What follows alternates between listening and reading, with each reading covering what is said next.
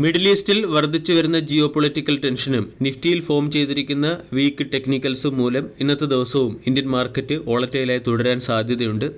കഴിഞ്ഞ ദിവസം ഒരു വോളറ്റൈൽ സെഷന് ശേഷം അമേരിക്കൻ മാർക്കറ്റ് മാർജിനൽ പോസിറ്റീവ് സൈഡിൽ ക്ലോസിംഗ് നൽകിയിരുന്നു.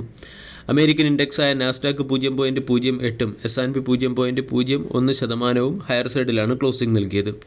യൂറോപ്യൻ മാർക്കറ്റിലും ഗ്ലോബൽ മാർക്കറ്റിലും വോളറ്റൈലിറ്റി പ്രകടമാകുന്നുണ്ട്. അതേസമയം ജപ്പാന്റെ മാർക്കറ്റ് 2% ഉയർന്ന് ട്രേഡ് ചെയ്യുന്നു. ഡാക്സ് 0.25%, CSE 0.05% പോസിറ്റീവ് സൈഡിൽ ക്ലോസിംഗ് നൽകി. ഫഡ്സെ 0.17% ഹയർ സൈഡിലാണ് ക്ലോസിംഗ് നൽകിയത്. എന്നാൽ ഇന്ത്യൻ മാർക്കറ്റിൽ ഇന്നൊരു ഗ്യാപ് ഡൗൺ ഓപ്പണിംഗിൻ്റെ സാധ്യതകളാണ് കാണുന്നത്. നിഫ്റ്റി 0.89%, അതായത് 220 പോയിന്റ് ഗ്യാപ് ഡൗണിൻ്റെ സാധ്യതകളാണ് നൽകുന്നത്. ഇന്നത്തെ ട്രേഡിംഗ് സെഷനിൽ സ്റ്റോക്ക് സ്പെസിഫിക് ആക്ഷൻ പ്രതീക്ഷിക്കേണ്ട ചില പ്രധാനപ്പെട്ട സ്റ്റോക്കുകളിലേക്ക് കടക്കാം. ഒന്നാമത്തേത് ഫാർമ സെക്ടറിലെ സ്റ്റോക്കായ മാൻകൈൻഡ് ഫാർമ. ഡിഫൻസീവ് സെക്ടറിനോടൊപ്പം തന്നെ മാൻകൈൻഡ് ഫാർമയുമായി ബന്ധപ്പെട്ട് പുറത്തുവരുന്ന പ്രധാന update, Bharat serum and vaccine എന്ന കമ്പനിയുടെ അക്വിസിഷന് കോമ്പറ്റീഷൻ കമ്മീഷൻ ഓഫ് ഇന്ത്യയുടെ സൈഡിൽ നിന്നും മാൻകൈൻഡ് ഫാർമയ്ക്ക് അപ്രൂവൽ ലഭിച്ചു. 2024 ജൂലൈ മാസത്തിലായിരുന്നു ഭാരത് സിറം ആൻഡ് വാക്സിൻ എന്ന കമ്പനിയെ അക്വയർ ചെയ്യാൻ മാൻകൈൻഡ് ഫാർമ തീരുമാനിച്ചത്. കമ്പനിയുടെ പ്രൊമോട്ടർ ഭാരത് സിറം ആൻഡ് വാക്സിൻ്റെ 100% സ്റ്റേക്ക് അക്വയർ ചെയ്യാൻ തീരുമാനിക്കുകയായിരുന്നു. ഇതിന് കോമ്പറ്റീഷൻ കമ്മീഷൻ ഓഫ് ഇന്ത്യയുടെ സൈഡിൽ നിന്നും അപ്രൂവൽ ലഭിച്ചത് മാൻകൈൻഡ് ഫാർമയെ സംബന്ധിക്കുന്ന ഒരു പോസിറ്റീവ് അപ്ഡേറ്റ് ആണ്. അശോക് ബിൽഡ്കോൺ എന്ന കമ്പനിക്ക് എലവേറ്റഡ് റോഡ് കൺസ്ട്രക്ട് ചെയ്യുന്നതിന് വേണ്ടി MMRDAയുടെ സൈഡിൽ നിന്നും 474 കോടി രൂപയുടെ ഓർഡർ ലഭിച്ചിട്ടുണ്ട്. കൂടാതെ കമ്പനിക്ക് ക്രീക്ക് ബ്രിഡ്ജ് കൺസ്ട്രക്ട് ചെയ്യുന്നതിന് വേണ്ടി 1264 കോടി രൂപയുടെ മറ്റൊരു ഓർഡർ കൂടി ലഭിച്ചു. ഈ ഓർഡറുകളുടെ പശ്ചാത്തലത്തിൽ അശോക് ബിൽഡ്കോൺ എന്ന സ്റ്റോക്കിനെ ഇന്നത്തെ ട്രേഡിംഗ് സെഷനിൽ ഫോക്കസ് ചെയ്യാവുന്നതാണ്. ഓട്ടോമൊബൈൽ കമ്പനികളുടെ സെയിൽസ് റിപ്പോർട്ടിന് മുകളിലുള്ള മാർക്കറ്റ് റിയാക്ഷൻ ഇന്ന് പ്രതീക്ഷിക്കാം.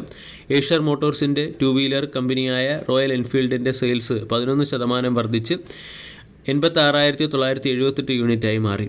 കഴിഞ്ഞ വർഷം സെപ്റ്റംബർ മാസത്തിൽ 78,580 യൂണിറ്റ് 2 വീലേഴ്സ് ആയിരുന്നു സെൽ ചെയ്തത്. ഇപ്പോൾ അത് 86,978 യൂണിറ്റായി മാറി. 11% വർധനവുണ്ടായിട്ടുണ്ട്. അനലിസ്റ്റുകളുടെ എസ്റ്റിമേഷനെ ബീറ്റ് ചെയ്യാനും കമ്പനിക്ക് സാധിച്ചു. കൂടാതെ സെപ്റ്റംബർ മാസത്തിലെ എക്സ്പോർട്ട് 77% വർദ്ധിച്ച് 7,652 യൂണിറ്റായി മാറി. കഴിഞ്ഞ വർഷം ഇത് 4,319 യൂണിറ്റായിരുന്നു. ഹീറോ മോട്ടോർ കോർപ്പ് എന്ന സ്റ്റോക്കിനെയും ഇന്നത്തെ ട്രേഡിംഗ് സെഷനിൽ ഫോക്കസ് ചെയ്യാം. ഹീറോ മോട്ടോർ കോർപ്പും അനലിസ്റ്റുകളുടെ എസ്റ്റിമേഷനെ ബീറ്റ് ചെയ്ത സെയിൽസ് നമ്പറാണ് കാഴ്ചവെച്ചിരിക്കുന്നത്. 2024 സെപ്റ്റംബർ മാസത്തിൽ 2 വീലർ സെഗ്മെൻറ്റിൽ 6.37 ലക്ഷം യൂണിറ്റ് വെഹിക്കിൾസാണ് കമ്പനിക്ക് സെൽ ചെയ്യാൻ സാധിച്ചത്. കഴിഞ്ഞ വർഷം സെപ്റ്റംബർ മാസത്തിൽ ഇത് 5.36 ലക്ഷം യൂണിറ്റായിരുന്നു. ഡൊമസ്റ്റിക് സെയിൽസ് 18.6% വർദ്ധിച്ച് 6.16 ലക്ഷം യൂണിറ്റായി മാറി. എക്സ്പോർട്ട് 21.7% വർദ്ധിച്ച് 20,344 യൂണിറ്റായി ഉയരുകയും ചെയ്തു. ഡാബർ ഇന്ത്യയുടെ Q2 ബിസിനസ് അപ്ഡേറ്റ് പുറത്തു വന്നിട്ടുണ്ട്. രാജ്യത്തിൻ്റെ പല ഭാഗങ്ങളിലും മൺസൂണും ഫ്ലഡും ഹെവി റെയിനും മൂലം കമ്പനിക്ക് അത്ര മികച്ച രീതിയിൽ പെർഫോം ചെയ്യാൻ സാധിച്ചിട്ടില്ല എന്നാണ് ഡാബർ ഇന്ത്യയുടെ ബിസിനസ് അപ്ഡേറ്റിൽ പറയുന്നത്.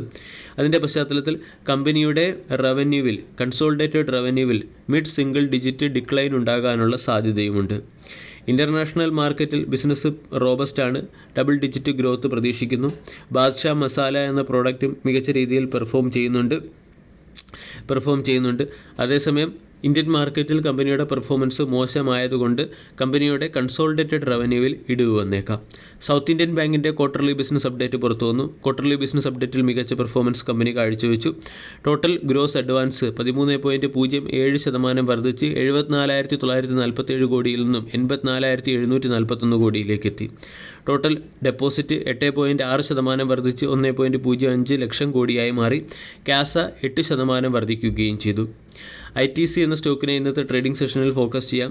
ITCയുടെ ഫുള്ളി ഓൺഡ് സബ്സിഡറി കമ്പനിയായ ITC ഇൻഫോടെക് എന്ന കമ്പനി ബ്ലേസ് ക്ലാൻ ടെക്നോളജി എന്ന കമ്പനിയുടെ 100%-ഓളം സ്റ്റേക്കുകൾ 485 കോടി രൂപയ്ക്ക് അക്വയർ ചെയ്തു. ആൾ cargo logistic Haryana orbital rail corporation എന്ന കമ്പനിയുടെ 7.6%-ഓളം സ്റ്റേക്കുകൾ 115 കോടി രൂപയ്ക്ക് അക്വയർ ചെയ്തിട്ടുണ്ട്.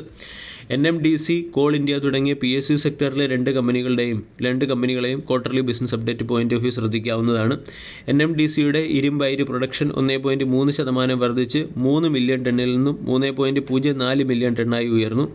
സെയിൽസ് 13.8% വർദ്ധിച്ച് 3.54 മില്യൺ ടണ്ണായി ഉയർന്നിട്ടുണ്ട്.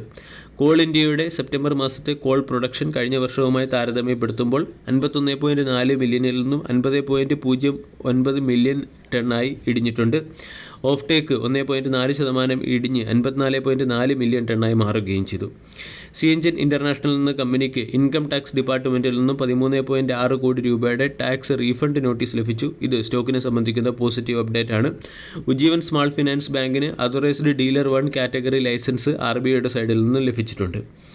കൂടാതെ തെർമാക്സ് എന്ന സ്റ്റോക്കിനെയും ഇന്നത്തെ ട്രേഡിംഗ് സെഷനിൽ ഫോക്കസ് ചെയ്യാം. തെർമാക്സിൻ്റെ ഫുള്ളി ഓൺഡ് സബ്സിഡറി കമ്പനിയായ തെർമാക്സ് തായ്ലൻഡിൽ തെർമാക്സ് 25.9 കോടി രൂപയുടെ ഇൻവെസ്റ്റ്മെൻറ്റ് നടത്തിയിട്ടുണ്ട്. ദിലീപ് ബിൽഡ്കോൺ എന്ന കമ്പനിയുടെ ഫുള്ളി ഓൺഡ് സബ്സിഡറി കമ്പനികളായ മാംഗ്ലൂർ മാലൂർ ഹൈവേസ്, മാലൂർ ബൻഗപ്രിറ്റ് ഹൈവേസ് തുടങ്ങിയ ഫുള്ളി ഓൺഡ് കമ്പനികളുടെ 26% സ്റ്റേക്കുകൾ ആൾട്ടർനേറ്റീവ് ഹോൾഡിംഗ് 236 കോടി രൂപയ്ക്ക് അക്വയർ ചെയ്തു. വീഡിയോ എല്ലാവർക്കും ഇഷ്ടമായി എന്ന് വിശ്വസിക്കുന്നു. താങ്ക്